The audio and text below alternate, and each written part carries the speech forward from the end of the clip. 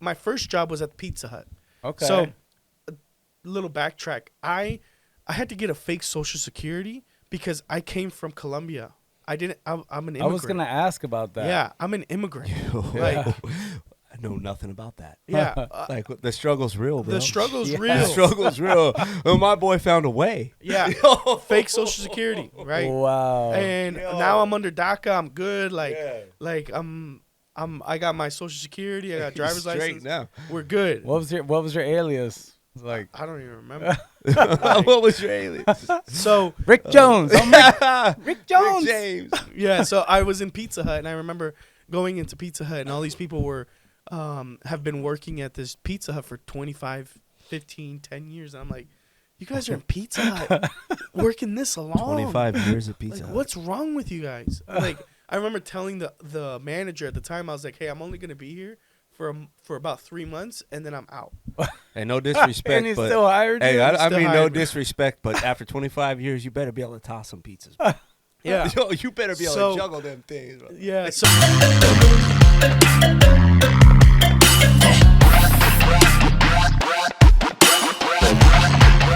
Guys, welcome to the Beltran Podcast. I have two very special guests today. And, some people always say that everything is a coincidence. Some say that nothing is a coincidence, guys. And I wore the shirt for a reason today.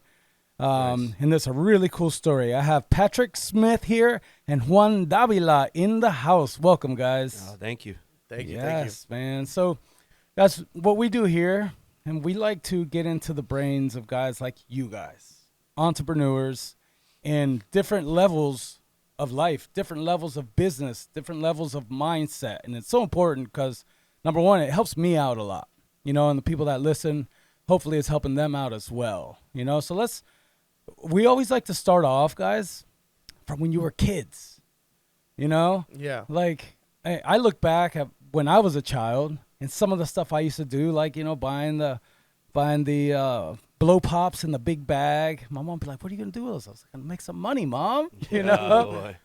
Knocking on doors, cutting people's grass, those kinds of things. So, Patrick, start off with you a little bit, man. Tell us a little bit about you and your childhood here. Yeah, right on, Al. So, listen, I was raised in a little town outside of San Francisco, California. It's called Pacifica, California. Cali boy. We got a Cali boy in the house. Yeah, Pacifica, California in the house, right? P-Town.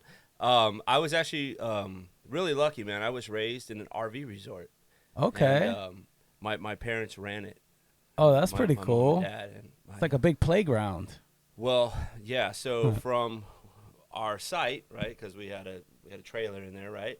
From our site, you could literally throw a rock into the Pacific Ocean. Oh, wow. So that was my playground, So I had Beautiful. the coastal mountains behind me, and I had the Pacific Ocean in front of me, and I had to behave a certain way in there, and when I got out of there, I behaved a different way. But I think the blow pop story, Yeah. But anyways, I come from a very modest beginning. Yeah. But I learned some things in there. I learned how to. I guess I had an entrepreneurial spirit since I was a kid. I used to wash trailers. I used to knock on trailers Yep. and I'd offer. I'll wash your trailer for $1 a foot. So if you had a 30-foot trailer, it was $30 or Nice. $40 for a 40-foot trailer, whatever. And we used the turtle wax, zip wax, and we'd clean the trailers and we had windows with, we used WD-40 to take the bugs off the grill. Like, we just did our thing there,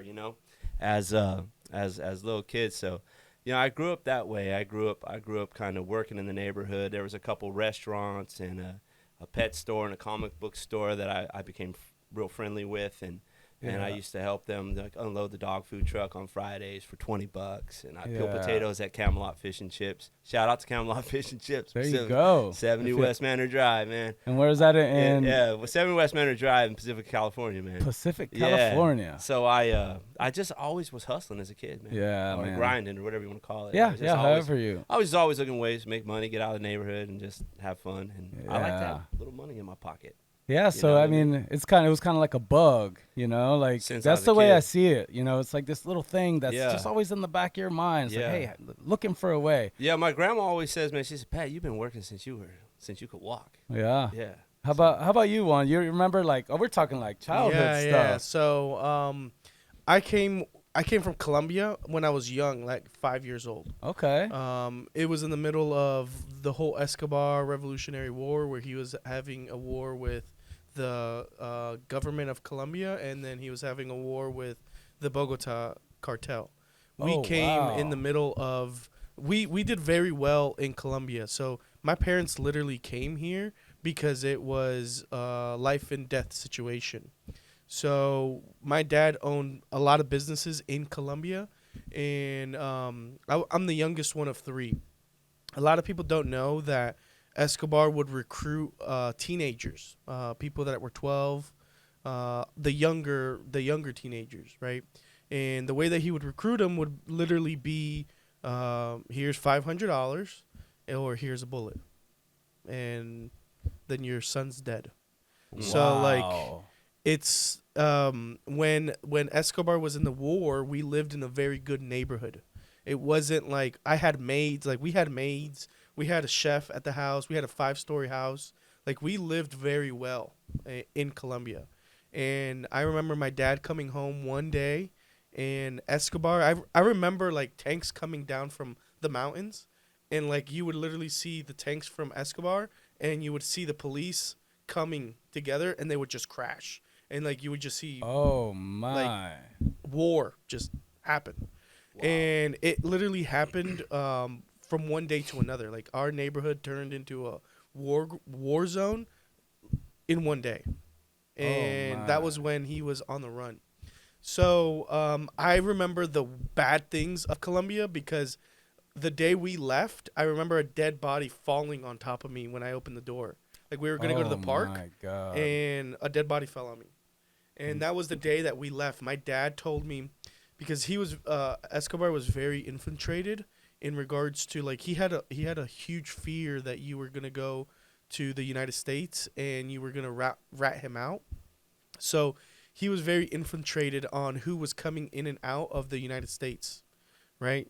Coming to Colombia. So he would just like look at the records. He would look at the records, and then he would literally. So paranoia. If I may. Could you imagine? Yeah. So he would look at the records, and then he would send letters to you, and then he would start sending body parts, and that was something that, like, my God. When we left, it was literally one day. Like my dad was like, "We're going to Disney." He told me we were going to Disney because he didn't want people to know that we were going to the United States. Oh man. So he told me that we were going to Disney and we couldn't tell anybody. And it was 5 a.m. We landed in Miami airport and then called my aunt from an unknown phone number, and we told her that we were here. And that's how we showed up to the United States. Wow, that's stuff you do not forget. No, man. no. That's ingrained in you, man. Yeah, so like it was so bad that my wife's family is all dead except her mom, her dad, her sister, and her aunt. Wow. Everybody else has literally been murdered. And that's the tragedy that Colombia had. So what years were this? Because I don't know if you know this. My whole father's side of the family is from Colombia. Wow. I'm first generation American. I was first born here. Wow. My father's from Colombia and my mother's from Venezuela, which Venezuela's not doing too good. But what years was this going on? We landed December 21st, 1999. Wow, man. That was the day we landed here in Miami.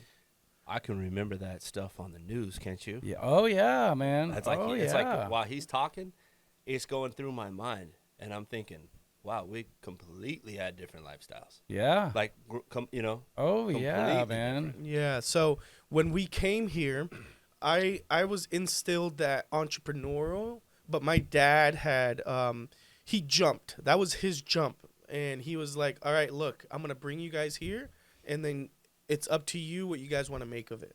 Wow. Right? And when we got here, it wasn't easy for us. Like, it wasn't an easy transition. Oh no, you didn't speak any English? I didn't speak any English. Like, it was hard for me to get into the schooling system, and like I remember like having trouble with kids in school where they would bully me because I didn't know English. Yeah. Right? Oh, I could imagine. That's where man.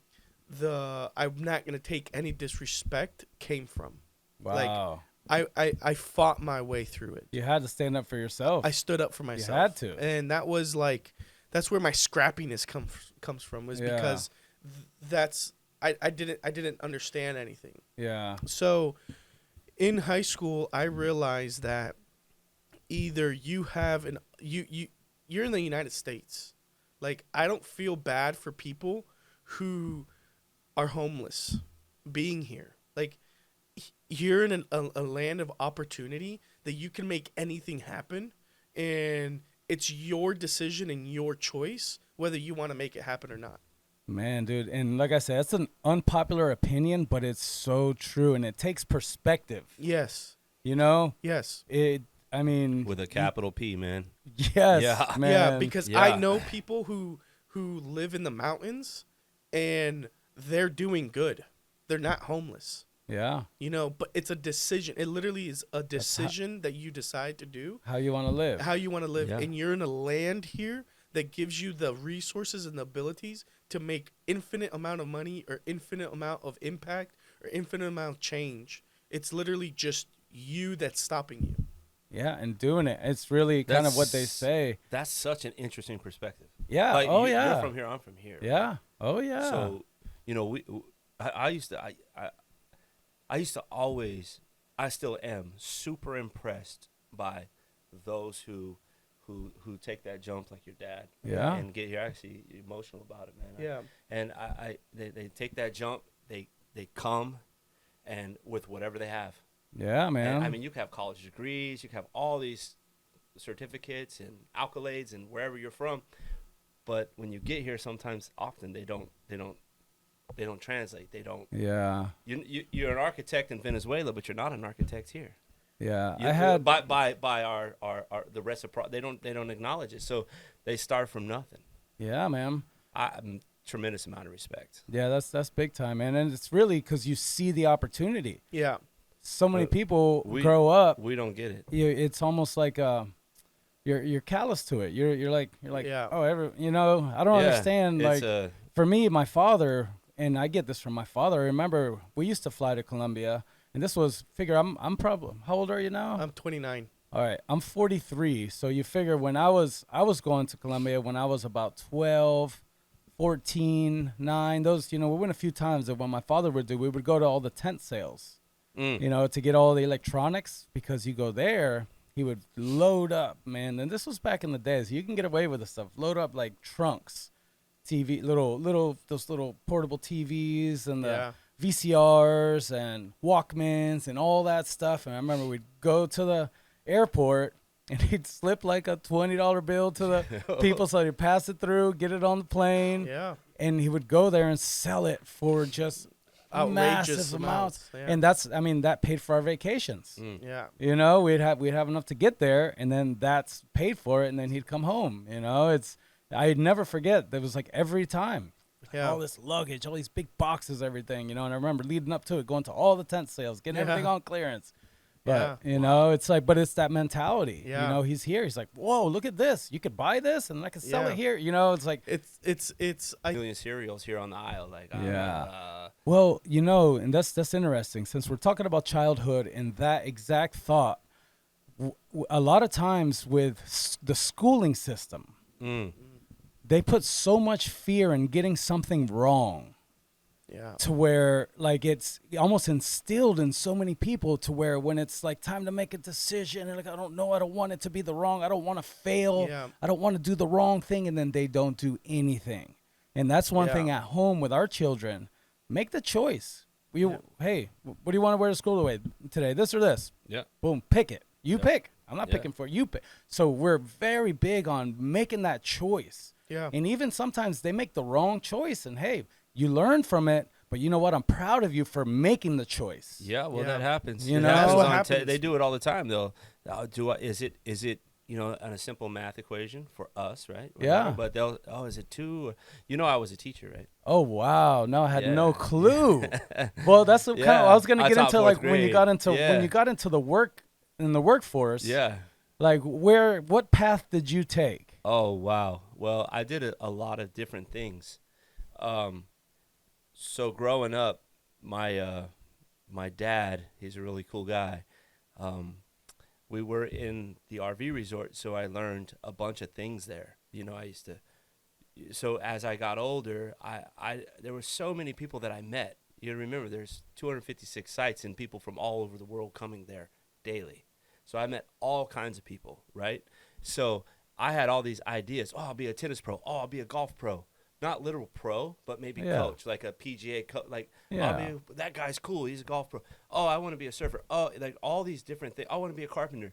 So I went down this like I don't know. I wore a lot of different hats, if that makes any sense. My 100%. my dad took me we had a dairy farm out in Ohio that I used to have to go out to and bale hay and milk cows in the summer and then come back. And if my friends are watching, they know I used to have to do it all the time. I'd miss baseball games. I'd go milk cows. That's awesome. We're playing American Legion ball. He's like, nope, we're going to Ohio. You're baling hay and milking cows. And that's what I used to do. And then we also had my grandfather had 3,000 acres of walnuts and almonds. Oh, wow, and super we used to have cool. to go out there all the time. What, do to those work. grow on trees? I don't know. What, almonds? Yeah. Yes, they do. Okay. They don't have nut. We don't have nut trees in Florida, do we? Man. Yeah. That's why I've never seen. Yeah, and they take Not a a lot. stupid question. I had no it's clue. cool though. They make almond milk out of them, right? But it takes a lot of water to make almonds. Yeah. Yeah. So Almond milk. yeah, well, just to grow almonds, Oh, just really? to produce an almond, it takes a lot of water. Oh, wow. It takes a lot of water. I didn't know that. Yeah, it does, man. It takes a lot of Fun water to fact. make a tree, man. You want almonds, you need a lot of water. A lot of water, right? So anyway, so I had all these. That's so business 101 right there. Yeah. So, make a long story short, I had to wear a lot of hats, and I realized now I was always trying to make my father proud. Like, oh, I'm going to be a carpenter like him. So I joined the union, and I learned the trade, and I apprenticed under him, and so on and so forth. And his brothers, my uncles, they just taught me so much. So I had I wore a lot of different hats, and finally I honed it in, and I became a teacher. Yeah. Wow, And, man. That was a great learning experience. Oh, I could imagine. I learned more from those kids than I learned from any adult. Really? Yeah. Like, give me an example of something. I'm curious on how this works. I love teaching, but I've never been in that facet of it, You learn sometimes, like, you got to remember, you've got kids in there that are coming from neighborhoods, right? And they're coming from households, right? And there's all these influences. So you never know what you're going to get that day, because kids often have, like, multiple personalities. Yeah. Like one day Johnny's not jumping on the table, the next day he is. And, I've had, it's just, I don't want to get too crazy about the experiences, but you learn a lot from the kids, because sometimes you just need to listen to them and stop talking to them. Yeah. You just need to hear what they're trying to say and really listen to what they're saying. Like, read between the lines. Like, kids act out sometimes in class, and you don't realize that maybe their mom or dad or something happened, the cops showed up, or, I don't want to get too crazy, but things happen at home, and those kids come in the next day and they're hurting or whatever it is, and you're just, here you are, Mr. Smith, like, why are you acting down, man? What's going on? Why's your head in your ass? Da-da-da-da-da. Like, you don't realize that dad just went to jail, mom just got beat up, or there could have been sexual abuse, man. Anything, So it takes a big learning curve. I guess the way I see it is teaching a lot of tolerance. I guess. A lot of patience. Patience and tolerance, because you could easily just flip out and be like, shut up and listen to me. Yeah, you want to sometimes. But I mean that makes you a good teacher, because some do. Mm-hmm. Being able to know that, hey, maybe this child is going through something. Let's kind of get into it. That's kind of like what happened to me in the way that I was in school. I used to get in trouble a lot. Okay. Like, I got kicked out of school for bringing a knife to school. So really? Yeah. Oh, snap. I don't get that from you. Yeah, I was I wasn't your average guy. Like, I was the quiet guy, but those are the people that you're scared of. You need to be. So I was that guy. But like I brought those a knife to friends. school. I brought a knife to school, but I could relate to that a lot, because when I was in school, I got bullied. Elementary school, middle school, I got kicked out, and it was a lot because my dad wasn't home. Right, like it was that age that my dad, like, I needed a dad, and he wasn't home because he was working all the time. So like I would Yeah, act man. out because I didn't have that mentor or that person to channel all of that energy that I have into something really good. Which then I ended up doing it into basketball, which I became really good at it, but I would still act out in class. And I didn't have a Yeah. teacher. Like all my teachers, literally all they would do was I had one teacher that told me that I wasn't going to amount to anything. Oh, I believe it. I've And heard it. So it's like, it's Oh, that, I've you heard know? that.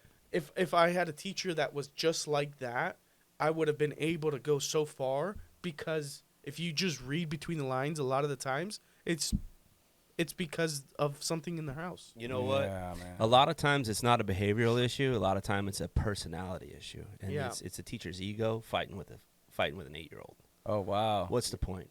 Their ego and their pride. Oh, like, you're gonna have to sit down. I'm in control of the classroom. Yeah. There's there's this thing called classroom management, right? But you need to learn how to manage your ego and relate with the kids. Yeah, dude, that's Yeah. strong, man. I used to have a teacher that would literally, before I would go into class, she would tell me, I have the referral written for you. I just needed just the Okay, reason. that's not Give the me a first time I've reason. heard that. Yeah, I've she's heard like, that before. She's like, It's- just give me the reason. Dude, that's setting you up yeah, for failure setting you right up. there. You And know? it was just like, I would come in and I was just like, really? uh, Might as well. might as well. Let's, You know, the worst thing you could do to a student is make him feel defeated before he walks through the door. Yeah, and that's exactly what that is. yeah. Well, I mean, let's take that once again into life. You Oh, know, yeah. teachers have the power to do this to our children, Yeah. man. It's, you know, Their tongue has a lot of power. oh my like, God. You could either everything. believe in them and push them for greatness, or you could diminish them at an age that is so crucial for somebody. Yeah, like, man. Like I remember when that teacher told me that because I would sleep in class all the time. I was the guy that was in the back sleeping, but I had A's and B's. yeah. Like school was just easy for me. It wasn't Yeah. like difficult. It wasn't a challenge. So that was one of the reasons why I acted out, was because I wasn't challenged. yeah. it was just- like, all right, done. What Yeah, now? and what's next? yeah. So I remember the teacher telling me that I wasn't gonna amount to anything, and she's like, "What are you gonna do when you grow up?" And I at that time I had a clothing company, and it's called 39 Stripes. I still have it. Oh, cool. Yeah. So she was like, "What are you gonna do when you grow up?" And I was like, "I'm probably gonna have my own clothing company or something." And she was like, "It's probably gonna be for faggots, like that." And I'm like, What? I was like, at the time, I was like, why isn't Instagram around? Right? Oh. She's like, it's probably gonna be for faggots. I remember standing Oh up. my God. Yeah. But teachers like they have tongues like samurai swords, dude. Yeah. And I They'll remember, chop you up and like I've seen it. yeah, I remember I've seen standing it. up, and I go, well, if they're gonna be for faggots, then your kids are gonna be faggots. I got suspended for 10 days for that. And she didn't get in trouble. Yeah. Nothing. They didn't believe Yeah. her because she would write me up every single time I would go to the class. She would have something written up for me. Hey man, I had Wow. a So they didn't believe her. Al, listen to this, guys. I had a colleague in the hallway. I'll never forget this. It was like I'm like new at the school, like whatever, right? I heard this teacher walk up to this girl and the girl said, "You're not my mama." And she says, "I'm not your mama, and I don't want to be your mama." And I went, "Oh, wait a minute. Maybe this girl doesn't have a mom." Wow. Like as an adult, And, like we got to be in control of and you ourselves, picked right? up. You picked up on that. Yeah, man. I did That immediately. says a lot about I did you, bro. immediately. I just That's thought crazy. because we don't know where they're coming from. Yeah. We don't know. I mean, Yeah. I don't Yeah. want to be your like. I was just having this You're with me conversation 8 my hours a son. day. Yeah. 6 hours. You're in my class. I'm with you more than your parents are with you right now. You should take a real interest in your students. Yeah. And listen to them. You know, God, sometimes all you teachers out there, Oh. listen to this, man. Yeah. listen to your students and read between the lines. You'll learn more about yourself. And that's even You know? with parents. Yeah. You know, like that's even with like your employees. That's even with those people around you. It's like listen to what they're saying because of a lot of the times they're not really saying what they mean. Right? It's Ah, between yeah. the lines. Between the lines. So that has to do with life in general and those people around you. So like if you're a business owner, you need to listen to your employees because employees aren't liabilities. They're assets. Oh yeah. Every single employee is an asset. even though you pay them and they may be stealing from you, that's an asset. Because maybe he's not doing what you wanted him to do, or he's not performing at the level that you wanted him to do. That's a you problem. That's a you not training him properly. That's you not setting him up for success. That's a you thing, that you're not listening to maybe what this person is really good at. I've literally moved employees from one area to another, and you've seen them shine. You've seen night and day. Yeah, versus just firing them. Versus just firing Like Bill them. Belichick. That's what he does. He gets these. You put them where they perform. Yeah. He gets these players nobody wants. They're troubled. Yep. They're not doing their job. He's like, you know where I could use you? Yeah. And they love it. They're like, oh. Yeah. And then that's when you thrive, when Yeah. somebody sees that value and puts that time into you. And, people need that. Same thing. Same thing in life. Yeah. So if you're a business owner, listen to your employees. Maybe that person that you went into thinking that you were wanting to fire him today, you should probably think of, where can I use him? Is this guy even ethical? Like, if he's not ethical and he's lying to you, then that's a different story. But like, if he's not performing and he's out, he's how would you put that? He's acting out. Then figure out a game plan to make him perform. Put him in a different position. Yeah. Do something different with this gentleman or that woman, and figure out what it is that they're really good at. Yeah, you got to be a coach. You got to be a coach. It's you sit back, and it's every moving part. Yeah. They got to be in their place, man. Yeah. Aces in their places. I've always said it, man. I use that a lot, but you got to be able to identify it, like you said. Yeah, you need to identify first. that. Yeah, that's by listening, Yep. reading between the lines, and once you identify it, it makes total sense, man. Yeah. So, for you guys, like when you started, did you ever go into the workforce as as an hourly employee or anything? Yeah, so I was in high school, and in school we had something called block scheduling. Okay. So we would go, it was every day, but you only had 4 classes a day. Instead of 6 classes, you had 4 classes. They just started that. Well, we had the same thing. They just started it like when I was finishing school. Like I said, I'm a little older, but they were just getting that. We're the same age. I had it, Al. Yeah? Yeah, okay. I had block scheduling. Yeah, where were you, in California? Yeah, we had 3 classes a day. They were everything happens first in California. Hour and a half long, and then we had like what they called them. It was like it was a mentorship class, and it was like a 30-minute class that we went to. It was a short class where we had mentors and we talked with them. It was all project based. Yeah. All right. Yeah. So I was in block scheduling, and because I got kicked out of school, I was in a school that was an alternative learning center. And that alternative learning center, the teachers there were worse than public schools. Because they literally would give you a crossword puzzle and word search, and then that was your assignment. That was it. They were just like a babysitter. Yeah, so I ended up accumulating so many credits that when I went into high school and it was block scheduling, I would go to school every other day. Oh, wow. Right? So some days, because we had even classes and odd classes, I only had even classes. Okay. And so some days I would go, some weeks I would go 2 times a week. Some weeks I would go 3 times a week. And I ended up getting a job at the Humane Society with the impounds. My first job was at Pizza Hut. Okay. So a little backtrack. I had to get a fake Social Security because I came from Colombia.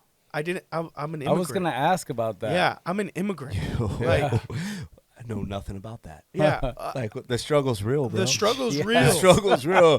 Well, my boy found a way. Yeah.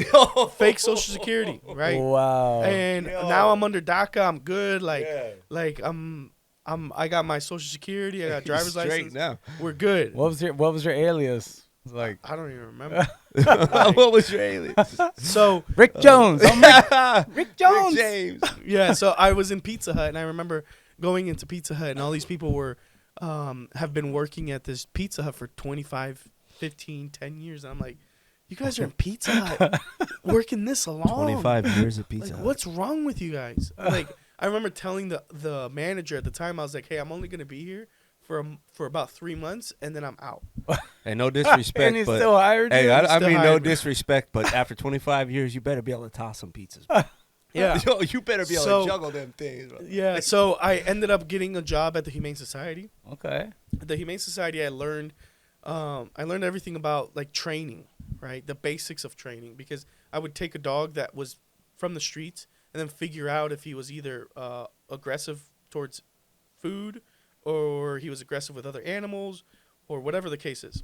Oh wow, that's some good training there, man. Yes. A lot of instinct. A lot of instinct. Yeah. So I was then doing that, and then I moved into doing pools when I had a family friend of ours who would train me on Saturdays and Sundays, and I would go with him, and he would teach me how to do clean pools. Did you ever get bit by dogs? Never got bit by a dog. I seen you manhandle some pigs. Yeah. So I mean, a pig just pulled him right out the pen. He did? Yeah. I watched him do it. It's all squealing. I was like, hey, don't let that thing down, dude, because I'm not that quick anymore. I'm just not that fast anymore. Yeah. And it was all muddy out. Him, like, I'm like, bro, look at him. Wait, what are you doing, bro? You just grabbed this pig like at the farm. Just pull him out of the pen. God. I'm like, dude, you're not supposed. It says do not touch. So why'd you get kicked out of school? Do not touch, bro. Yeah. Oh, wow. So I would learn pools, and eventually, because when you're in business with family, you sometimes take advantage of them, right? And he was a family friend of ours, so I've known him since I was in diapers, and he started to take advantage of me, paying me like $12 an hour. But then I was taking care of I had the phone. So, people would call me. The business phone. The business phone. Oh, so wow. people would call me instead of him. So you're running. I was the running game. the show. I was meeting with the county. I was getting permits. I was signing off. I was training, hiring. I was doing all this, getting paid $12 an hour. Oh, wow. And one day, a tornado was happening in Naples. And I remember telling him, I was like, hey, look, I'm at this pool, and there's an oak tree hanging on the pool. And he's like, you're going to have to clean it. And I'm like, bro, there's a tornado happening, and there's an oak tree hanging above the pool. I'm going to be here all day, right? Just keep on coming. He's Just like- keep cleaning, on bro. dropping. He's literally just keep One cleaning. leaf at a time. Right? And I was there, and I'm like, when you're so pissed, you start to cry? Oh, yeah. I get that a lot. That When I was young. Yeah, that's you? how I was. I was like 17 because I was still in high school, right? And I was so pissed that this guy was making me clean this pool when there was a tornado happening. Yeah. And I was like, that was when I quit that job, and then I went to go work for somebody else. It took me about 3 weeks to go work for somebody else because of how stressed I was with this guy. Oh, man. That I went to go work for somebody else, and then I was like, from this job, I'm gonna go do my own thing. I'm literally gonna go do my own thing. So that moment, that tornado and that oak tree, you yeah. were like, you know what? Yeah. That was your, what do they call it? What do they call that? My The- epiphany moment. Yes. Yeah. So, He said, I ain't. Fuck this. Ain't nobody going to talk to No, me. man. No. Yeah, hold that pole out there. I see lightning. Yeah. You got an aluminum pole. It's like a lightning rod. He's like, nah, finish cleaning that pool, bro. yeah. He's at home watching the Weather Channel, chilling. Literally. Like, He was on vacation during that chilling, time. watching Fox News. Yeah. So I went to go Pool work clean, for bro. somebody else because I needed money, right? And while I was working for this person, I told him coming into this job that I was like, hey, look, I'm only going to do this for so long because I want to end up starting my own thing. So I was about to get married, and I'm 21 years old now. I'm about to get married, and I told my current boss that I'm at, I was like, hey, look, can I get $1 raise? I'm about to get married. I need some money so I could move out of my parents' house, go get first-class security, do these things. Is there odd-end things that I could do for you to get more money, right? He literally told me, he was like, I think it's best for you to go start your own thing. He didn't give me the $1 raise. 100 pennies. Yeah, and I told him, I was like, look, bro, I could run all of the pools. I could run your pool guys. He had 6 pool guys. He was not doing good. The business was going down because he couldn't keep up with the demand. And I was like, bro, I could fill that gap for you for $1. Oh, my God. And he said, no, I think it's best for you to go start your own thing. Yeah, that's like $40 a week. Yeah. Extra. And he said no. So I turned around. I said, okay, perfect. I stayed on for another week. And then I turned around and I asked him, I was like, hey, can I buy my Friday route?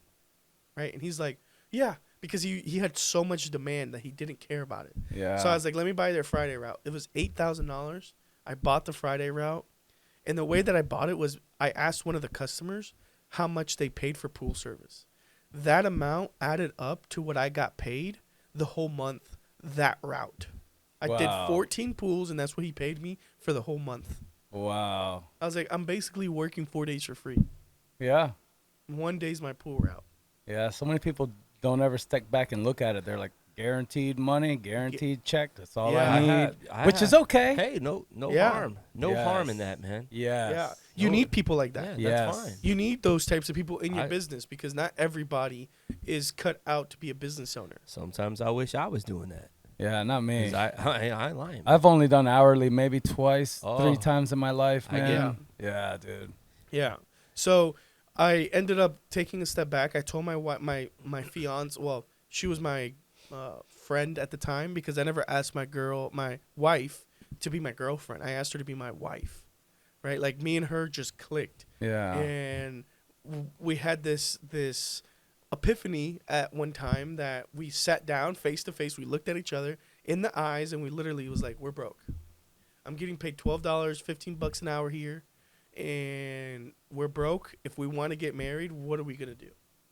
The guy that I'm working for is telling me that I need to go start my own thing because he's not gonna pay me $1, and we're not gonna be able to survive, let alone be in love and married, if we're worried and stressed Stress. about finances. Because now I think it's like 75% of all marriages in the United States end in a divorce. I was like, Yeah. so there's no point of me and you getting married if those are the statistics.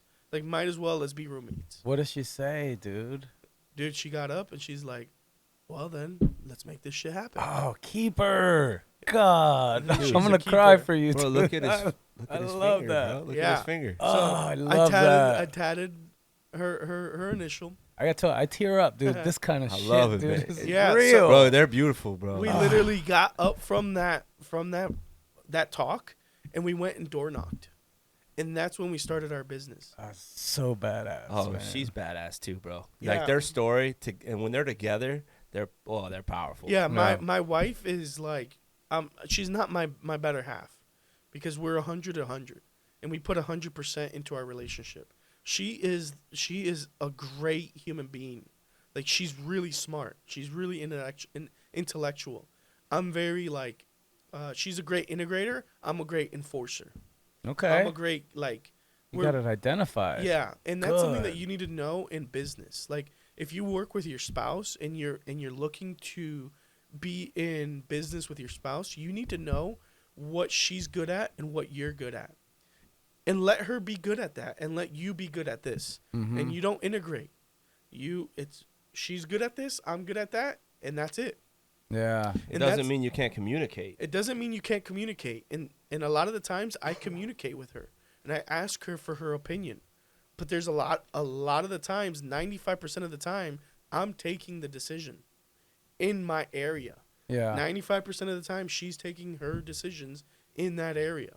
And then we meet and what did you do? This is what I do. Okay, great. Maybe you could have done this, and you just start to understand how you guys start to work together.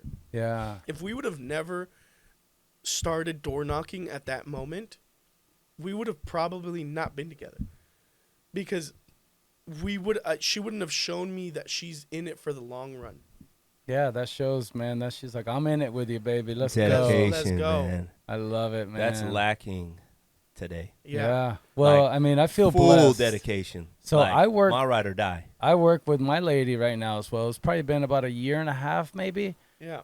And she was in a job, and it's funny. I had a little vision board, and this was from like 3 years ago. I wrote it in, and one of the things, have Caitlin quit her crappy job. Yeah. And about 1.5 years ago, I was like, baby, just do it. Yeah. Like, I mean, I'm not making enough, but if you join me, Yeah. I'm in You're it. gonna She triple says, it. let's do it. And then that's what we did 1.5 years That's ago. Patrick's. That's literally on Patrick's My vision board. on man. the vision board right Dude, now. That's it. Look at it every morning. Yep. Every morning. I look And at it every morning. And let when me it ask you happens, this. I want my entire. Yes. I want to change the whole the whole thought on family working for family. Yeah. You know, Oh, yeah, man. want- It could be, I mean, what I a want my perfect kids- example we have right here, I want man. my kids. I want friends, our family. Yeah. In a lot of cases. Yeah. I want my friends. I want those who want it Yeah. to come get it. Yeah, Yeah. man. I can't. I'm fired up. for Let me it, ask you know? this: when your wife went to work with you, how fast did your business multiply? I mean, everything I did, because she is, and it's funny. I one of my faults is I'm not really good with organization, documenting Yeah. that kind She's of stuff. an integrator. She is. Yeah. Oh, So at you're a first, guy. yeah, at first it was like it's like she was like, I don't know what's, you know That's what it. I mean, like That's how us, I'm bro. like, baby, we're getting it. I was able to do so much more. Yeah. You know, so now we just had the conversation. It's like, we really got to, you know, and it was her telling me, Yeah. you know, she's like, all right, it's time. We got to look at this money coming in, where it's going out, Yeah. where we can look back now and see, hey, where are you spending it the best? And I was like, Yeah. oh, baby, I need that. You know, Yeah. she says, you just go out there, look pretty and sell stuff. Yeah. You know, Yeah. she said, you go out there, you talk to people, you Crush do it. what you do. Yeah. And it's a big letting go thing, Yeah. but it's necessary. Yeah. You It's know? it's huge. How so much Yeah. stress did that relieve, though? yeah. How much Oh, yeah. stress did you have when you were like in the truck writing notes, Oh, yeah. trying to juggle 5 balls at one time, pay attention to the road, We have make meetings. sure you eat. She like, she you know, makes a like- list. You know, we have Yeah. a meeting. She's like, all right, today. Yeah. I'm like, all right, so what Yeah. I got to do today? So you got And yeah. that's literally Huge like stress what's- relief, what man. helped me in business too was having my wife do that for me. So like when we started business, it wasn't easy. Like the communication and her understanding what I'm saying, because I'm very controlling. Yeah. Right? Like I want to control the outcome the best way possible. If it doesn't happen, I'm cool with it. But like I'm very controlling in what comes out of what we're doing, right? So sometimes when things aren't going the right way, I want to take control of it, yeah. right? And that was something that me and her had to really learn, right? Because there was times where like we bought a home, right? We bought several homes, and we had to go through our first eviction, right? We were crapping bricks because this house is $1 million, Oh, wow. and we had to put 35% because I'm an immigrant. So like the banks won't loan me money because they think I'm gonna skip town, Yeah. right? So we had 35% in this property, and we had to evict these people. My wife was over there. She was freaking out. She's like, "What do you want me to do? How you want me to handle it?" I was like, "Honey, have I gone through an eviction? I don't even know. Yeah. Like Learning figure it curve. out. Like Yeah. literally just figure it out." Yeah. And those are a lot Get of on the webs. Yeah, those are a lot of the conversations that we've had to have. Is like where she's come to me and she's like, "Well, we're getting sued by an employee because he got bit by a dog. What do you want me?" I'm like, "What do you want me to do? Like, Let's figure it out. figure it out." Yeah. And it's a lot of that when you are in a relationship and going into business. It's just figure it out. Like that's what you need to do. This is what I need to do. Yeah. You Dude, know? I love this. This is helping me a lot. It dude. is. It is You helping. know, because Listen, we're yeah. fresh in it. You know what I mean? Yeah. It's a year and a half in, and we're just now starting to really, Yeah. like, we already know. We know what she's good at. I know Yeah. what I'm better at, you know? And, but just now it's really, and she's been wanting to do this, and it's been me. Yeah. I'm the loose cannon, like, oh, I'm here. She's Yeah. like, no, sit down. Let's go over the plan. Let's get Yeah. the plan. Yeah. So I need to, you know, That's just, huge. A lot I of That's times- need to huge. just sit down and say, all right, Me babe, and- here you go. A Me lot and my of wife do it times- all the time where Yeah. we'll literally Yeah. sit down Yeah. and then we sit down once a week and we print out our bank statements and we figure out where our money's gone. Right? Where is it going? Wow. What are we God, doing? dude, I was just having this conversation. And literally we have it's called a financial flow chart, right? So we have like 5 banks in one. And one of them is investing, one of them is savings, one of them is our operations, another one is taxes, and then another one is like for employees, right? Our payroll. So we Okay. have 5 bank accounts. Some people don't have employees yet, but they want to get employees. So we literally started with breaking down percentages and then figuring out what it is that we want to accomplish. So something that me and you have spoke about is what we want to do for December. Yes. Our foundation, right? To be able to help the local community and give some money away. So that takes finances and that takes resources. There's a percentage of every check that we make that goes into an investment fund. That from that money is what we're going to fund the foundation with. So it's literally just taking those money and organizing. It relieves a lot of stress and it relieves the pressure from only having it in one bank account because you know what to work with. And that was something that it took years for us to learn because I was a loose cannon. Yeah, Well, dude, she just told me that we have to do these things you're telling me right now. I'm hearing this from Juan. That I wish I had that head at 28. I know, dude. Well, even younger because you're 28 now, right? 29. So 29. So he was doing this even younger, yeah, right? man. And he's figured it out. And much respect because I'm picking this up right now. Me too. Like thank God I'm out hearing this at 55. Well, here's the thing, and this is the beauty of this. I like having people in different levels of their journey, and right now I have two of you guys are right now in the same business, Yeah. In different levels of it. Just Yeah. remember what I told you about listening to your students, right? Yeah. There's an age difference, right? And we as adults think that because we're older, we have the answers for these kids. You can't. Look right here. Yeah, man. You, like, I'm not saying that he's my student. I'm saying that there's an age difference. Don't And- mean nothing. But how many times do you hear it? Yeah. Oh, man, what do you know, kid? Yeah. Like, oh, you think you know everything? Yeah. You know, like, bro, Sometimes dude, they do. take the cotton out of your Wow. ears, put it in your mouth, and listen to them. And if they have nothing of value to give you, keep it closed and move it on. Yeah. Yeah, I don't know You know? everything. Just Of course, listen. Like yeah. I know a Dude, sometimes you 15-year-old. gotta Listen, man. I know a 15-year-old that makes $120,000 a month. Nice. Like I know What does he do? he trades. My son sells eggs. Yes. His son sells eggs, Yeah. right? Like I've been in rooms where I sat next to the youngest Forbes, and then this guy was making $15 an hour, and I've been in the same room. So like I don't know everything, and what I do want to know is I do want to get to a place in my life where when I'm dead, the foundations and the charities that I believe in and that I love are still being ran. That's Like it. like a goal in a thing that I have in my life is that I want to be able to continue to give to charity even 20 years after I'm dead, 50 years after I'm dead. That wow. That when they see the check, they're like, "Who the heck is this guy?"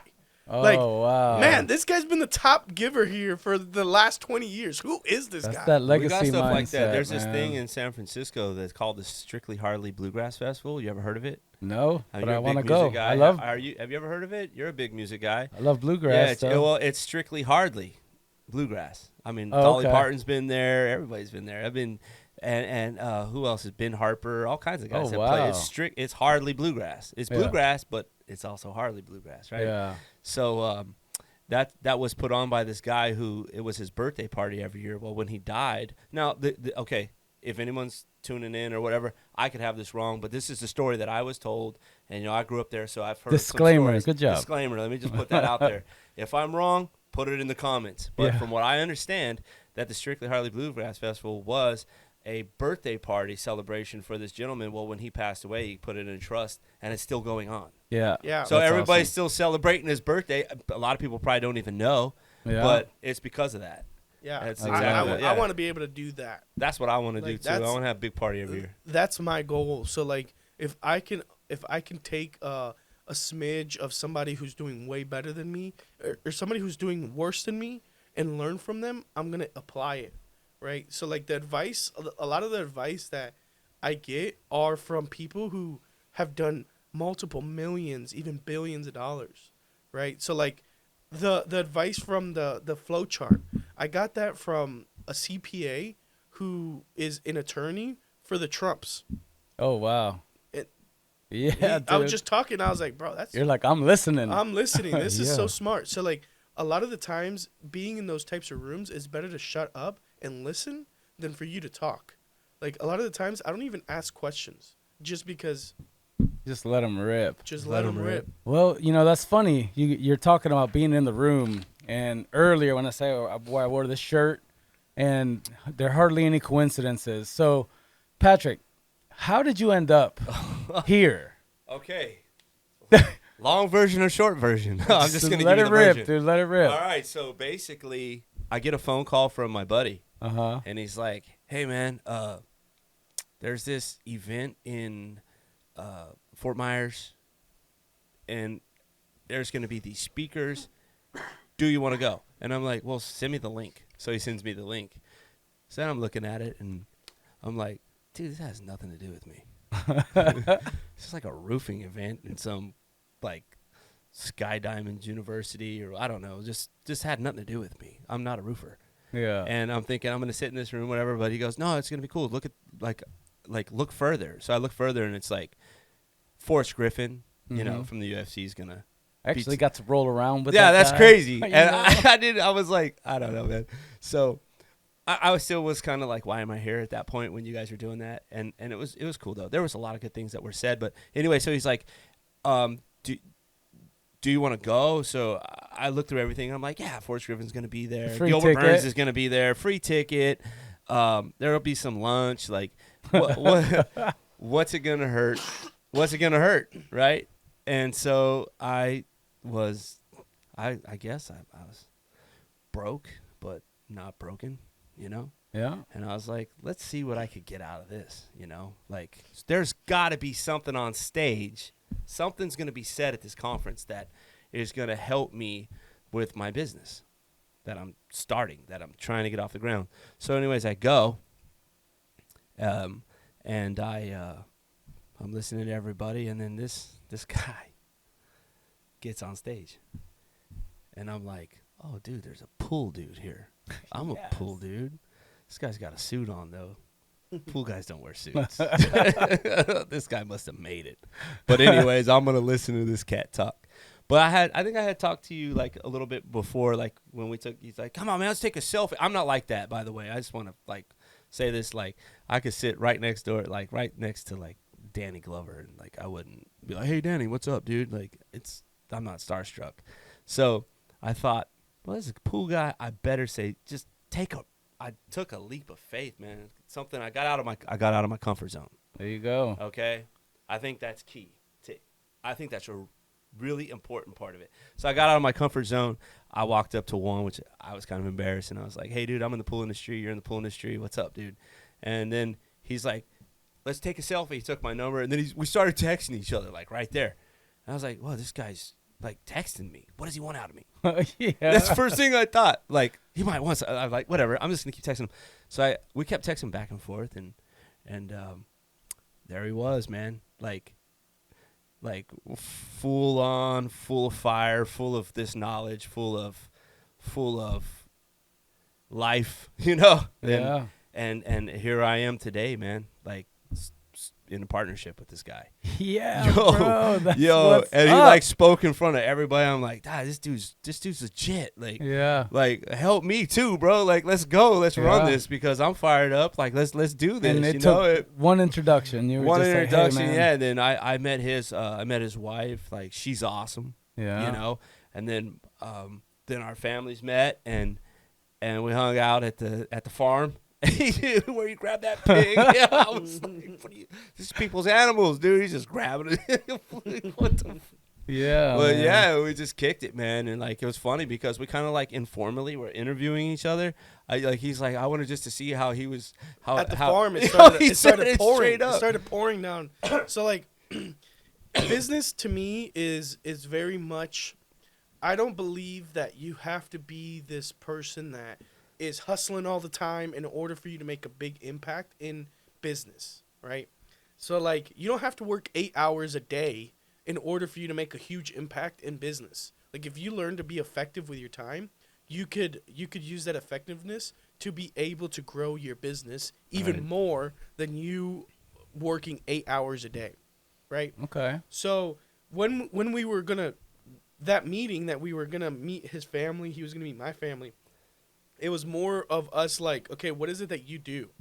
Like, what is it that you need help with? Like, how do you act? How is it that you do business, right? Yeah. Because Yeah. I don't want to partner with somebody that doesn't understand the pool industry because it's my license.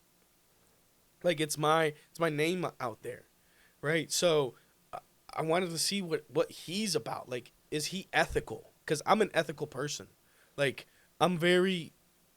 If there's $1 million right there, I'm not touching it. Oh yeah. I'm that person, right? Mm-hmm. Like, I will look at it. It's gonna be nice. I'll take a picture of it because it's Yeah. like $1 million. I might take a picture with it. Yeah, yeah, but I ain't touching it. Like, it's yours. yours, right? Yeah. So like, I wanted to see what he's about. So we were talking, we were chatting, and then he came to a farm. I was like, hey, come to this farm. Bring your daughter. Bring your wife. It's gonna be awesome. And we went to this farm, and it started pouring down rain.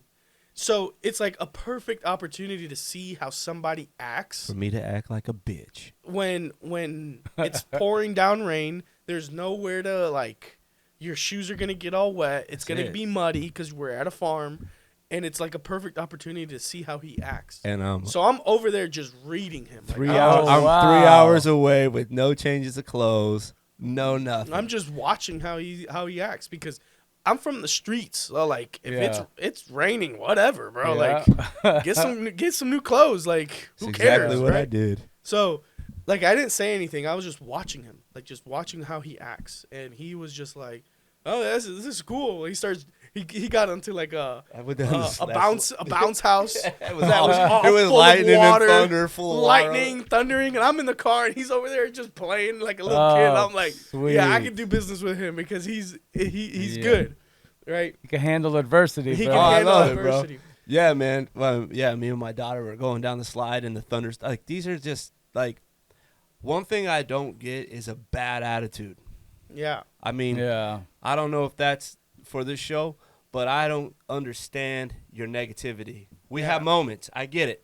Like, yeah, dude. Like, dude, Yeah, I understand. get it. I understand there's moments, okay? I'm not But always, that's not a moment. But hey, Yeah. there's a time to get on the slide and ride with your daughter because you may never have that experience Yeah. again. She may never And have it's that experience raining. again. It's fun. Like, You you're gonna go cannot down act- like a Why million would you? miles per hour. Why would you ever act like a bitch when you could just be out there having fun Yeah. with your So- kids? man. Get muddy. Be a kid. I Yeah. don't know. I hurt. I'm achy. I'm sore. I'm a little overweight. Like, I don't feel great all the time, you know? Yeah. But that's a little girl that want to go down the slide. So I had gonna to do meet her. it. I had to Yeah. meet that energy. So I And we wanted tore it to up. see that. I wanted to see that in him, you know? Like, I didn't want to see that person Yeah. that's like, oh, my God, it's raining. We got to Yeah. go. We, Like, we, right after that, we were like, all right, we're soaking wet. So we made this bet, like, all right, we're going to pull up to TJ Maxx or the Goodwill or whatever was next to us because you went to Goodwill, no? Yeah, we went to Goodwill, bro, because one, Goodwill rocks. Second Yeah. of all, like, you can buy, dude, if you can put an outfit together, you can put crazy, cool outfits together. Yeah. at Oh, Goodwill. yeah. So we went to the Goodwill. We both gave each other a $15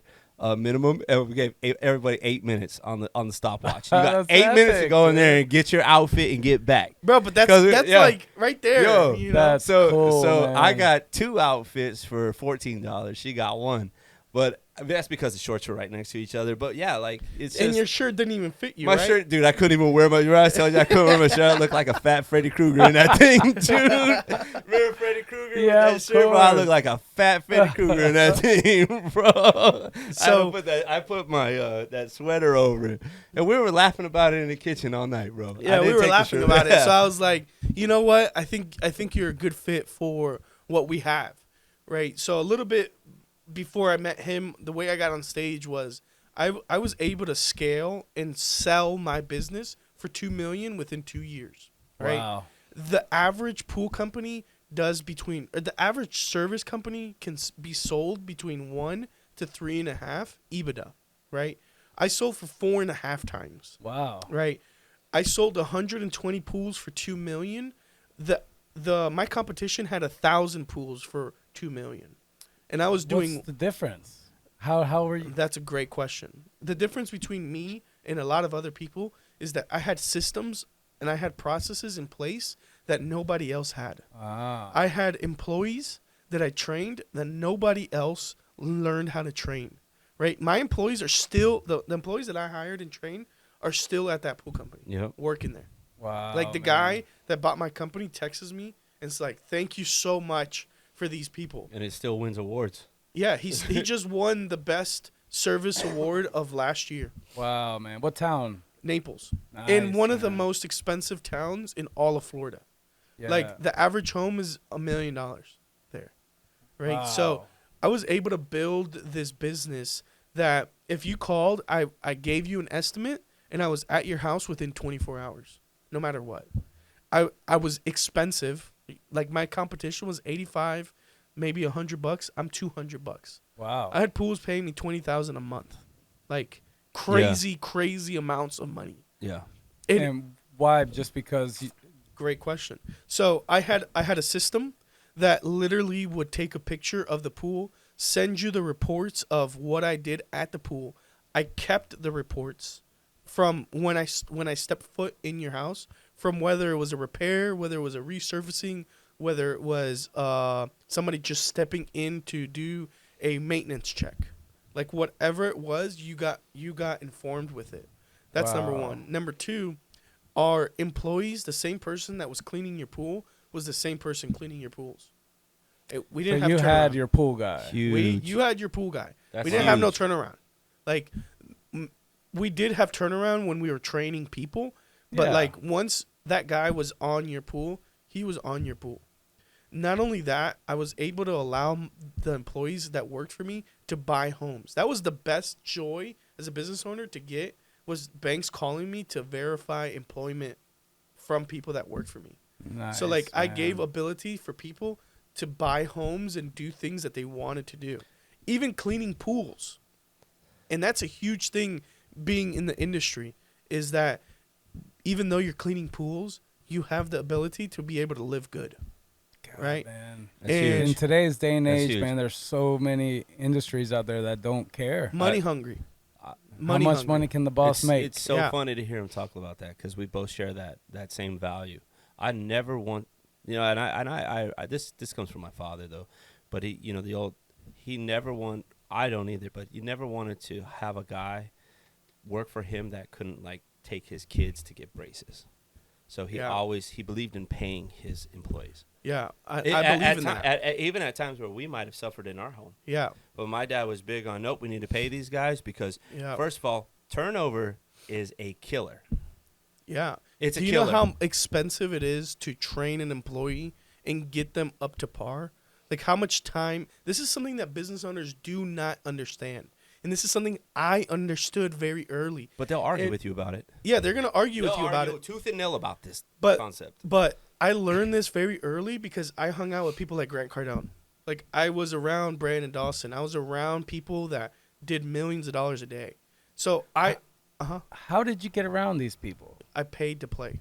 Conferences? I paid to play. Yeah, the first conference I ever went to, I paid $1,000, and I was making $13 an hour.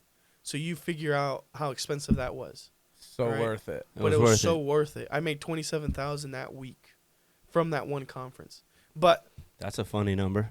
yeah, so We'll talk more about that. this is something I learned at a very early age in business, and it was how expensive is it for you to train somebody, for you to look for somebody, for you to the time that you spend having to pick up the phone call because this person doesn't understand or Especially know. in this industry. While Yeah. you're looking for someone, everybody's pools are turning green. Yeah, so like Good luck. how you much know? time, how much money, and how much effort and resources and energy are you spending getting this person up to par?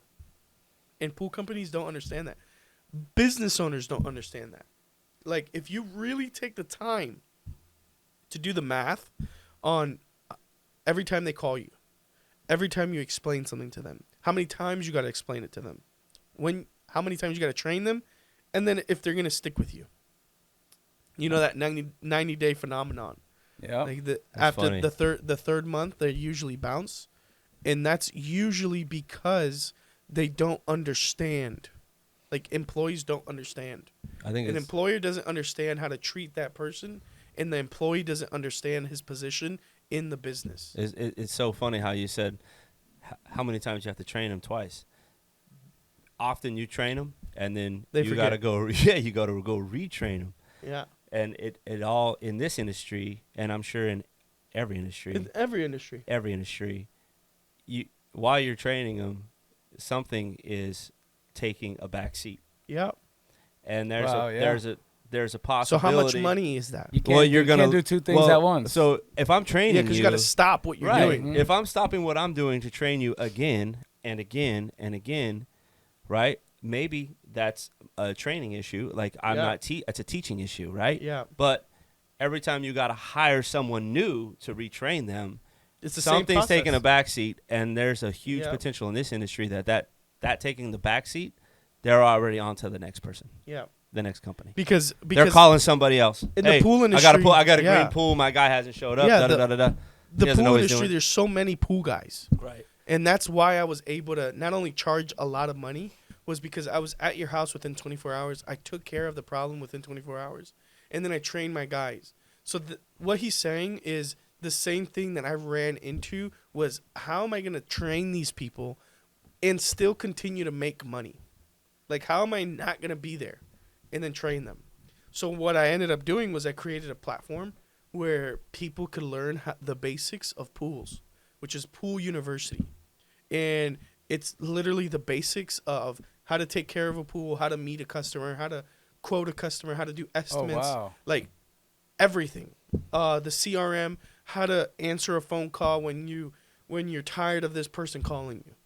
You know, because some customers called because there was a leaf and the leaf's been there for 3 weeks. True story. So it's like, how do I combat all of those oppositions the fastest and the most smoothest way possible? And it's not the same leaf. It's that you had an oak tree above your pool, Yeah. and we took out the leaves. They were vacuumed out, but it's when we still- leave, things fall back in. Yeah. And people don't understand that. Like, people Yeah. don't understand that. So Yeah. it's just, how do I train you?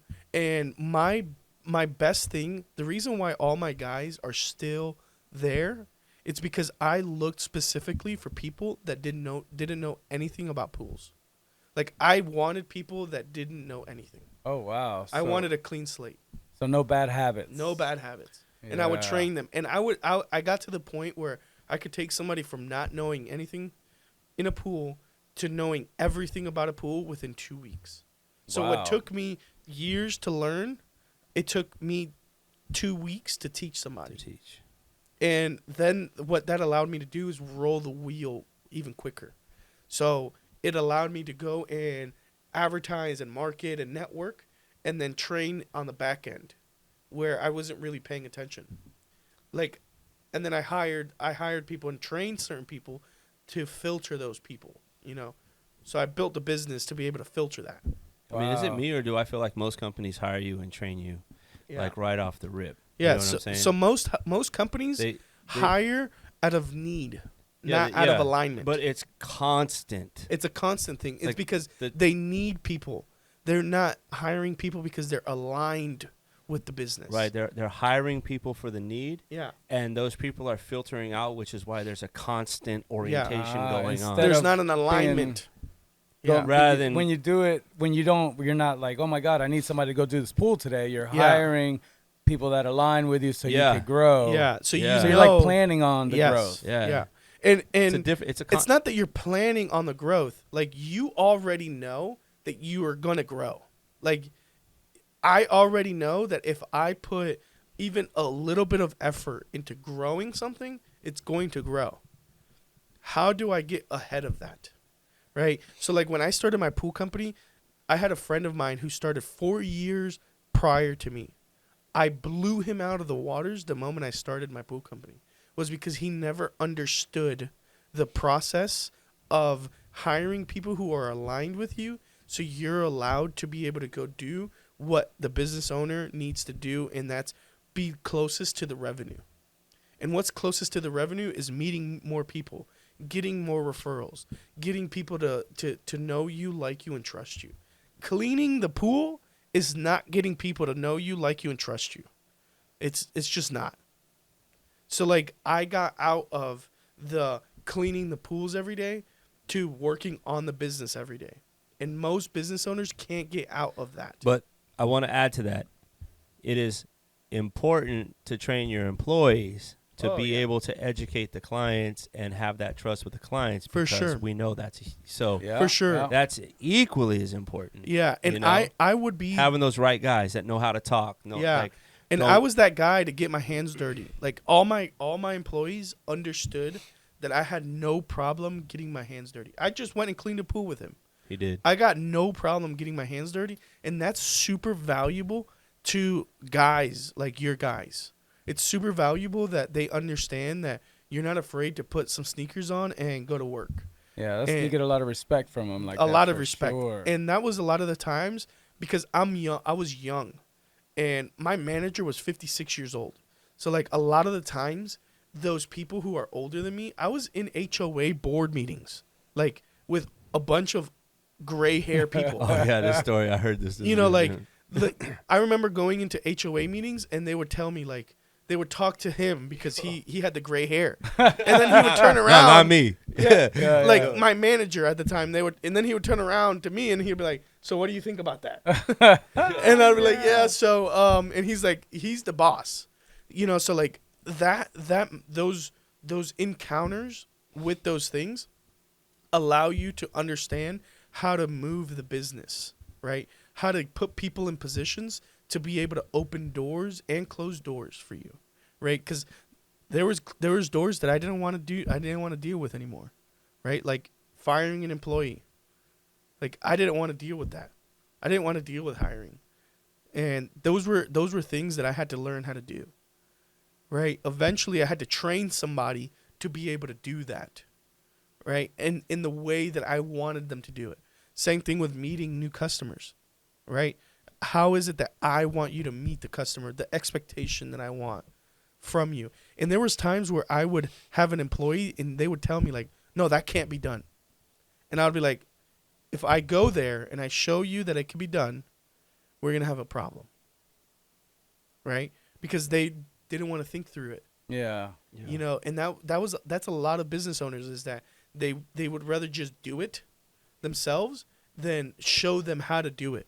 No, not me. I'm going to take the time to show you how to fish before I'm going to fish for you. Like, you catch the fish. Yeah, there's a lot of complacency. Yeah, a lot of it. And I would show up, and I'm like, if I do this, I'm going to show you got a problem. And a lot of the times, they would figure it out. Yeah. You got to put them in that position, man. Yeah. Once again, it's like you got to put people in the position to succeed. Yeah, and let them. Yeah. Like, let them. Yeah. Let them fail. Like, that's business owners don't want their people to do something wrong. The other thing business owners I noticed don't want to do, and they want to incentivize their guys to go and get it. Yeah. It's a lot of times I call it the me opera. Yeah. Right? You know, when you go me, you know, like when they warm up their vocals, you know, it's the me opera, right? You know, it's all for me. Well, eventually people are going to not be cool with that. Yeah. You know what I'm saying? Yeah. Well, why am I bringing all this and then you go to ask for $1 more, and it's like, well, the $1's not there. Well, I just sold a $6,000 job. Yeah. Like, what do you mean $1's not there? And that's you know, that was something. incentivize. That was something that I had a huge compassion for. Was when I was working at my last job. I remember cleaning the pools. Like, I remember doing the math. Like, I still remember this day. I remember doing the math, and I told myself, I was like, the next time I hire somebody, I will pay them so good that they're not going to want to leave me. Exactly. Because when I did the math, I realized that I was not worth it for him. So when I hired people, I hired them so good that nobody left me. And I paid them on incentivizing. Like, they would bring me pools, and I would incentivize them for bringing me repairs, for bringing me pools, bringing me new customers. They would get a piece of the action. Why wouldn't I give them that? Mm-hmm. Like, I remember selling the business and giving all my employees money. I gave them all $10,000 when I exited my business. I was like, oh, wow. I want to thank you for helping me. Wow. Right? Some of those people, man. some of those people, I took some of that money and I was like, look, I'm going to give you $10,000. Another $10,000 is going to go into an investment of a property. And now they have money into a property. And it's like, I didn't have to do that. But I'm that guy that gives you that channel to be able to do that. And a lot of people can't. That's why a lot of people can't be in business, because of that. Yeah. Like, it's a me thing. And it's not a me thing. It's a us thing. Like, you build a team through us, not through me.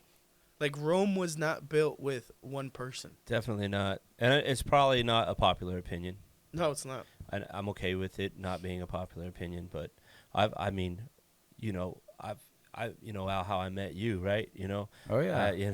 And what do you think most like people in hospitality, like bartenders, make an hour? Most of them make minimum wage, right? Hourly, yeah. Hourly, right? Yeah.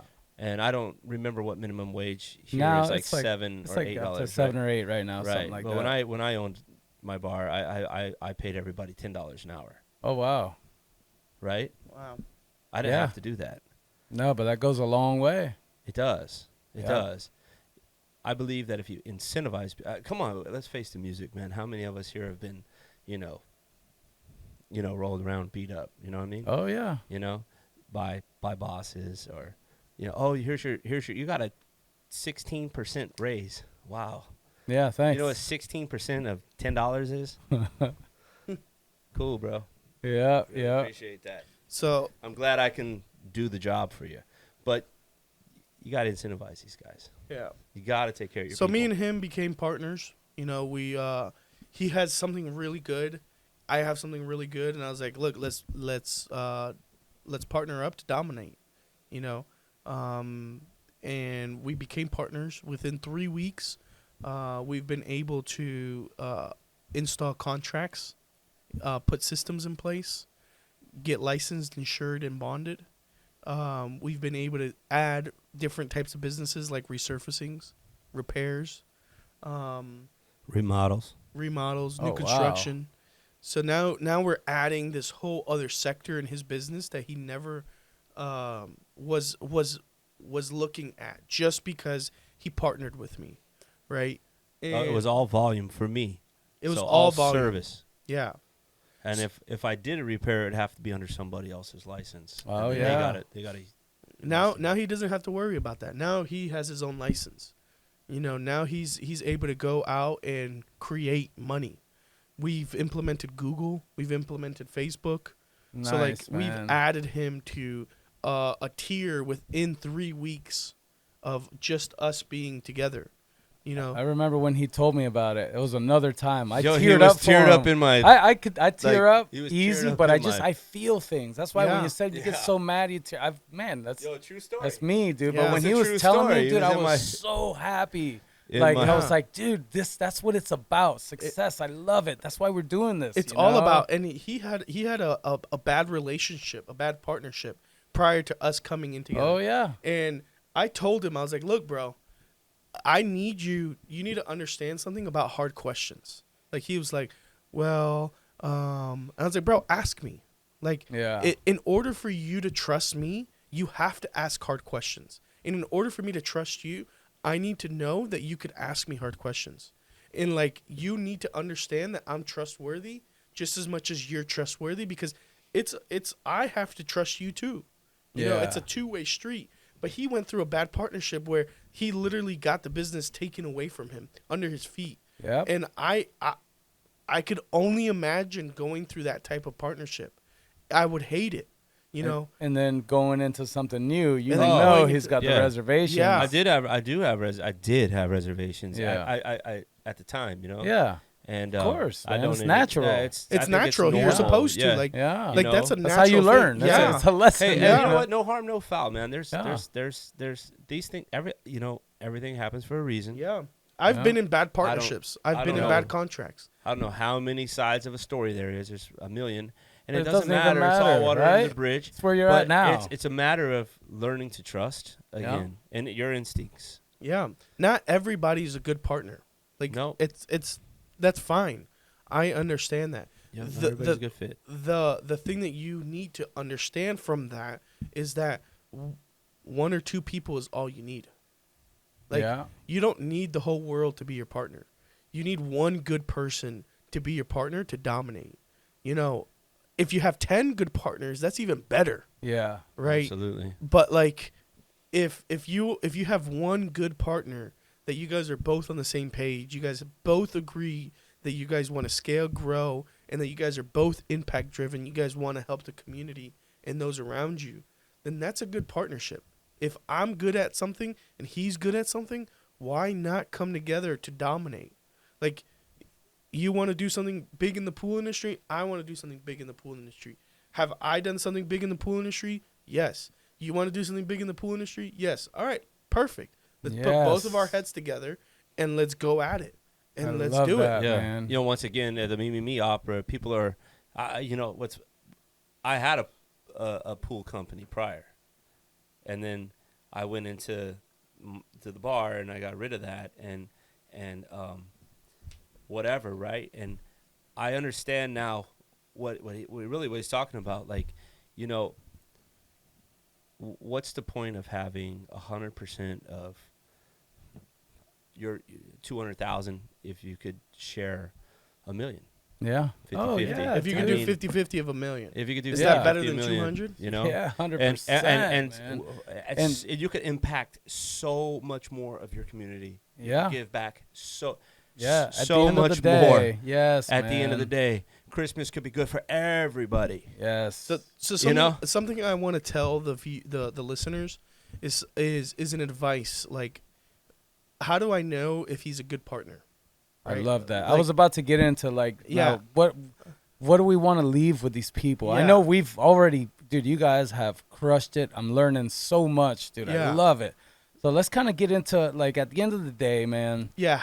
one of the things I've gotten from this, dude, where you're at today, you would not be in this position, which is an amazing position. If there was a conference, you said, you know what, I got an opportunity to go. I might get something out of it. And you had in your head, you were looking for that something. Oh yeah. And you jumped out and you said, hey, how's it going? Yeah. You shook a hand. Yeah. And it led to changing your life. You know, that's one thing. That's why I wore the shirt today. I love it. Because that's kind of how I wouldn't have you here. You know, like, Yeah. this is so cool. And I don't know if you know, we just finished his roof. So we were working on his roof at the time of the conference. And when I saw him, it was like, oh, everything was I aligned. didn't plan on seeing you there. Yeah, You're it was there. crazy. Yeah, But it was nuts. so yeah, let's some parting thoughts, man. Some good final nuggets Yeah. for these people, man. So, a question that I would ask myself is, how do I know if this is a good partner? Huge. Which is I asked myself this question with him. It's like, how do I know if he's a good partner?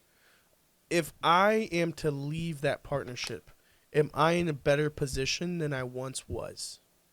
That's number one. Like, Okay. am I being left? If I leave this partnership, am I being left in a better position where I could grow, or am I being left in the same spot? Like, do I have to drag him, or does he have to drag me? Which one is it? Or are we both dragging each other? Mm. That's number one. Like, ask yourself that question. Okay. Who's dragging who, right? Or are you guys both pushing? That's a question that you need to ask. And then number two, another question I would ask is, can I trade my life with this person? Like, am I willing to trade my life with him? Elaborate on that a little bit. Right? So I don't want to partner with somebody if I'm not willing to be in his shoes. Right? Reason being is because if I'm not willing to be in his shoes, I'm dragging him. He's not dragging me. Because I have nothing to learn from him if I don't want to be in his shoes. Like, if I don't want to trade lives with him, why would I take advice from him? Does that make sense? Yeah. So with him, he's like a diamond in the rough. He just needs to be polished. He's very smart, has gone through some bad times, bad weather, right? I've gone through some bad weather. I've seen some bad times. We all have. But is he willing to put in the work into the business to grow it to past $1 million? Yes. Oh yeah. Is his back against a wall where he needs to do it? Of course. Can I work with somebody who has nothing else but this? Like, there's no plan B. There's only plan A with him. Can I work with somebody that only has a plan A? That's a yes. Am I willing to trade lives with somebody that only has a plan A? Yes. Because I only have a plan A. Right? Is he impact driven? Yes. He wants to help those around him. I'm impact driven. I want to help those around me. So am I willing to trade lives with him? Yes. Am I willing to take an advice from him? Of course I am. Right? So never go into a partnership that you're not willing to take advice from. Like if you're that guy that like knows all the answers, there's no reason for you to be a in a partner. partnership. Wow. Yeah. Yeah. Like for what? Yeah, for what? Right? If you don't understand what he brings to the table and what he's valuable at, what's the point of being in a Yeah, partnership? just run it yourself. Just run it Just yourself. run it yourself. Yeah. You don't need a partner. So those are the two advices that I would give somebody when it comes to thinking of a partnership. Am I left in a better position if I leave this or in the same position, and who's dragging who? And then second, Yep. am I willing to take it? Am I willing to trade lives with him? Yeah, that's powerful, Yeah, man. man. Very Yeah. powerful. I would add, I've too- never even thought of that, Yeah. but it makes so much sense. Yeah. I always add too, like growing up playing sports, you got a partnership on the field, and you got to be willing to learn and push one another, right?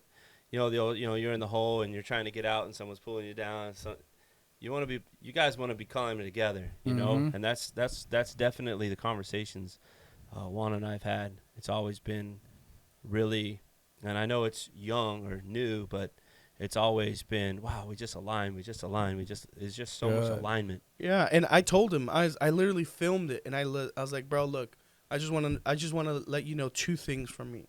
If this all, if shit hits the fan, I just want to let you know two things from me.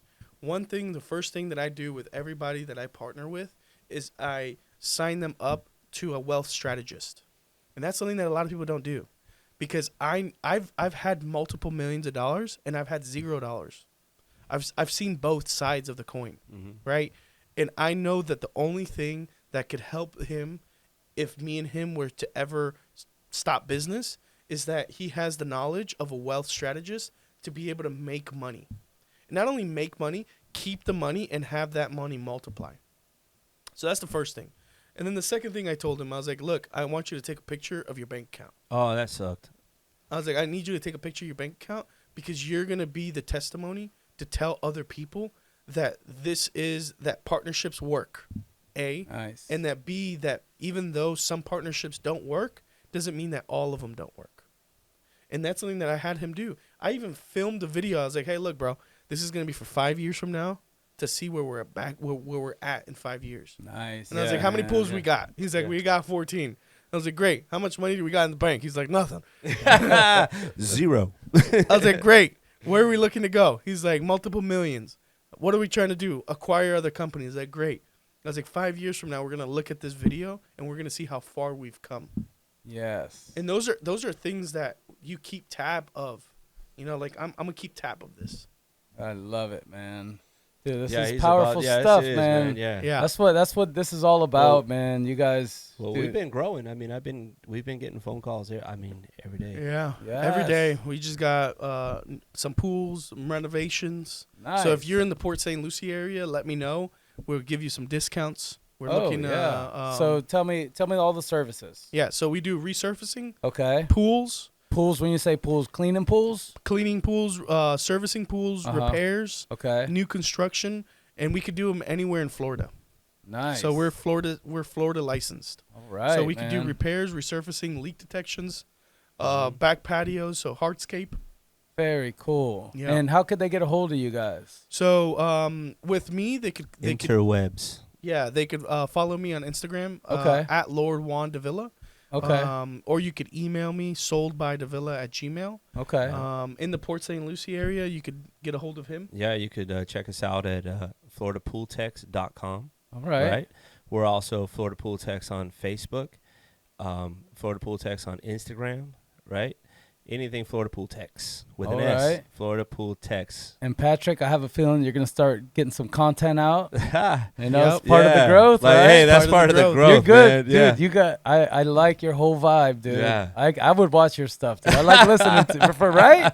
That's Yeah, what you got, I dude. told him. I relate, dude. I Yeah. relate to everything, dude. Yeah, I'm man. loving it. I'm loving it too, Yes, man. This is man. such a great opportunity, man. Yeah, I want to Thank thank you for allowing us to come on the show. Dude, thank it was you amazing. guys. Thank you guys for this. Dude. I mean, tears, goosebumps, all of it. For dude, sure. I got it all through this, man. And Yeah. this is what it's about. Learning, being around these kind of people, being around you guys. You know, Yeah. it's like I hope everybody listening is getting as much value as I am out of Yeah. this, because this is life-changing stuff, man. I'm telling you, I'm going to implement a lot of this that we talked about today in my life. Yeah, you need to get in the room. That's the most important thing. Yeah. Like if this podcast showed you anything, get into the room. Dude. Like you- pay to play, pay to get into the room, pay to Man, be around right, these people. right. Like so many people look Dude. at it. Go, I'm going to pay $1,000 to Yeah, go why what? not? Just listen to people talk. Dude. it's more Do than that. it. Yeah, I got a do free it. Next to Bro, these people. I got a free ticket. If I would have paid for it, It was I mean, still, I would have still met him. Yes, Yeah. But I yes. got a free ticket. So- Yeah. and but and the I thing am, is that he got a free ticket. You know how many tickets I gave away and people Dude. didn't show up? Oh, So like what a shame. the difference between him is that he went, Yeah. you know, and he was like, something could happen. Yep. Like You if gotta nothing know it. happens, nothing happens, but something can happen. You don't hit the ball if you don't swing, baby. Yeah. people play, yeah, man. You know? you don't win the lottery if you don't play, right? Yeah. yeah, and it's the same exactly. thing. So That's it, man. Well, dude, thank you guys so much. Hey, you guys, thanks for tuning in. This was an epic episode, man. So many awesome things. And you guys, man, we'll see you and hear you soon. In a Peace, year. guys. Let's go. Yes. Be good.